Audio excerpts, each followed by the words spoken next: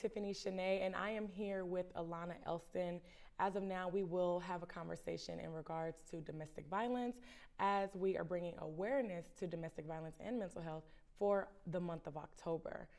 This is Ilauna Elston, and she's just going to talk candidly about her experiences and things that she's had over the years in regards to domestic violence. Can you tell me a little bit about one of your first experiences and what it was like? It started when I moved him in, because it was just, we couldn't be without each other, it was just like, I don't know what you're doing. So I just went on ahead and just stopped what I was doing and just moved him in.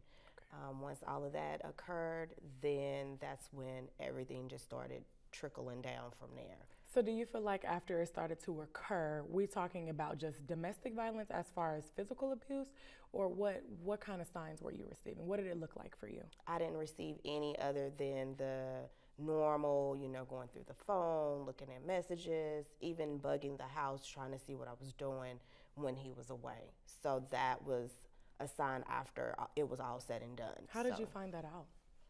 Once he did the abuse, I found out that way.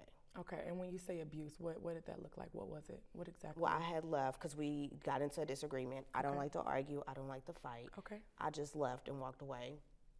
He called me and he was like, "Can you just come back home?" And I was like, "Yeah, it's fine. We just needed some cool off time." There was no sign of him being upset or anything like that at all. He was outside waiting for me to come in. When I came in, that's when he unraveled. And I just cut everything off from there. I cut the power off, I cut the water off, I cut everything off. I was like, "You gotta go." What was the unraveling like?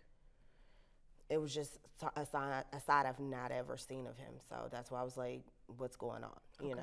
Like, you should have talked to me, not just lashed out at me. Mm-hmm. So if you felt like something else was going on, which wasn't, okay, you could have came and talked to me. So the unraveling consisted of yelling Mm-hmm. and accusing. It sounded like it was more of like a put down. Mm-hmm. Did he talk down at you, call you names? No. None of that? No. So how would you describe him today? Today, with due time, it's just all about, and I've advised and I've did say, you need counseling, you need the help. Because sometimes some things we are not aware of that we're doing, and somebody else can pick up on it and say, "Hey, instead of doing it this way, maybe you should do it this way." So that's where we are now. Like, he needs the help that he needs to maintain. Now walk me through the time that you mentioned that you had to go to the hospital. Mm-hmm. Walk me through those moments. That was the first time when I came in through the house. My mom and my aunt came and did a welfare check. The police came, and they was like, "You know what? She needs to go." So that was that. Even then, they was trying to push for me to press charges on him and things like that. And I was like, that's not going to help him. People don't understand that certain people, you can't just put them behind bars because that really agitates them even more. Right. So I was like, no, I'm not going to do that. Then there was another instance once we broke off. I said, "You know what? Relationship is just not going to work. Let's just go the business route." Okay. I don't know what was going on. He said it was hearsay. I can't call it. He cleared everybody out of the studio and just was upset and was accusing me of sleeping around with his brother and doing other stuff as well. So where do these accusations come from, though? I'm not even for sure at all. Because he tried to make me log into another account on Facebook, and I'm like, I don't even know what you're talking about. So it sounds like it was surrounded by infidelity. It sounds like it was surrounded by anger and jealousy. Mm-hmm. Is that something that you experienced with him?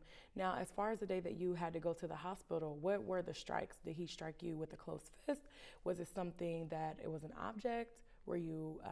It was no object. It was just his bare hands, for one. And then as well as we had mentioned strangulation as well. Okay, so is this something where you feel like he just lost self-control? Yes, he did. Was a lot. So do you feel like he was just like a totally different person? Yeah. Did he have a look, a sound? What was it? Wasn't like? a look or a sound. It was just, how before the storm is all calm. So I was like, okay, well, nothing is wrong. Nothing seems out of place. Right. But it was. It was out of place. Yeah. It didn't seem normal. No. When those moments came for you, were you in fear of your life? I was. At those moments? Yeah, because I told him, why are we fighting? You know, even though we didn't work out relationship wise, why are we still fighting now? Like, we're supposed to be here conducting business, condoning business. I just came to follow up with you to see what was going on, what needs to be done with the business. That's it. And even after those physical moments with him, you were reluctant to press charges on him. You didn't want to see him go to prison for hurting you? No, not at all, no. Why? Because he really needs the mental help, because it's more of a mental thing. Okay. Versus if you lock him up, he's like a caged animal, you know. Okay. So it's no help, it's no therapy, it's nothing to kind of condone it and kind of meditate that anger. Okay. Because you have to meditate that anger with him. I know it's different transitions and different forms of abuse and things like that, but just physically, I'm just like, no, you wasn't like this when I met you. Let's just say 5 years ago. Yeah. So I know it's something that's boiling. Yeah. And sometimes we don't want to talk about what's going on. Absolutely. So that's why I'm like, you just need the help that you need, therapy, things like that. Just find your inner self and you will be fine.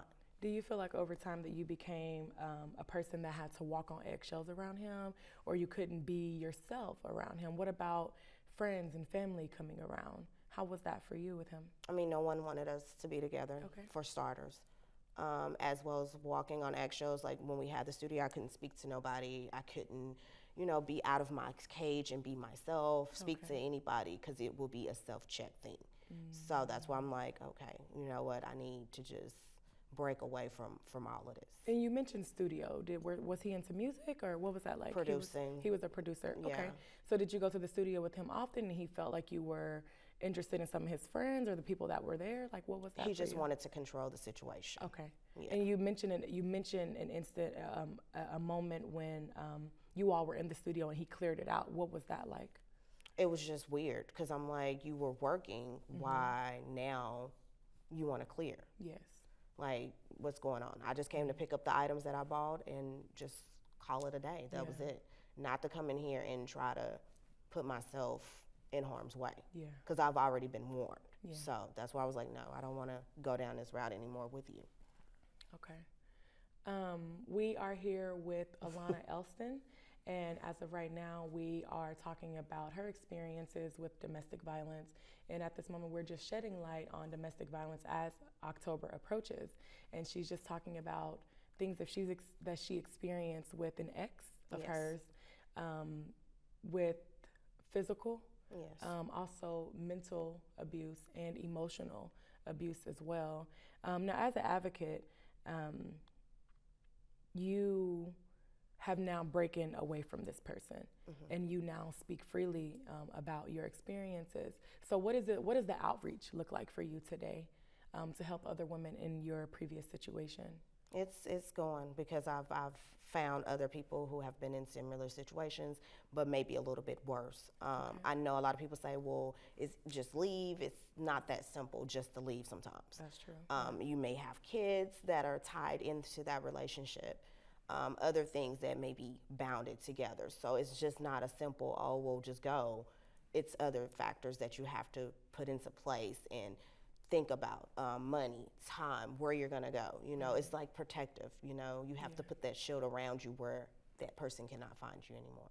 And what was that for you? Did you have an outlet, or did you feel, you know, bounded to stay with him? No, I just went on ahead and just went under for a little bit, stayed away from social media, things like that, and kind of got myself together and just focused in on more in tune with myself. Okay, so that to me sounds more of having to go through a healing journey and the moments of shadow work and unpacking. How was that?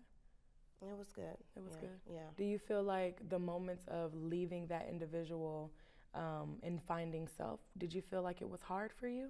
It was. What made it hard? Because they had everything that I once needed. So whatever I needed, it was done. Example, when we were staying together, you know, I didn't have to worry about cleaning up after cooking. You know, it was done. Wine was ready when I got off from work, things like that, little miscellaneous things, washing clothes, you know, just going out of the ordinary for me. So just breaking away from that and just getting back into my normal is like, okay, I don't have this person to do this for me anymore, or I don't have, you know, a studio to go ahead and do my photos or just do work on my business. I don't have any of that. It's just me at the end of the day. So do you feel like it was a process of having to start over? Yes, it was. Yes. Okay. Today, the moments of relief that you feel, do you feel like you stay away from people like that today? Like, is it easy to see a person who may have familiar behaviors of that individual?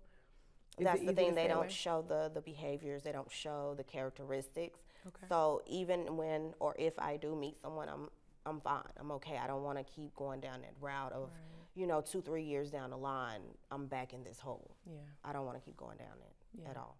Yeah, okay. So to women who are, or women or men, going through or dealing with or have experienced domestic violence, and there are different levels to domestic violence. There are different levels to emotional and mental abuse as well. So being able to shed light on those different moments of hurt and hate and grief and healing, what would you say to women today who may be younger than you, who are or went through the same? What would you say to them today? Just find something that sparks interest in you, even though you may be starting over, or, you know, hey, I'm thinking or I thought this situation was going to work for the better good. Just find something, you know, write, journalize, something to that extent that finds your focus, your captivity, and just keep going from there, you know. It's not easy, you know, but it's a journey that has to be taken on and continuing on. Absolutely.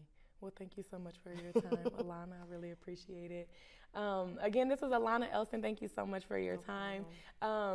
We are shedding light on domestic violence. If you have family or friends or coworkers or peers or anybody that you know that are in harm or need some type of outreach, please reach out to your local support and resources near you to help them get the help that they deserve and stay safe in the midst of doing so.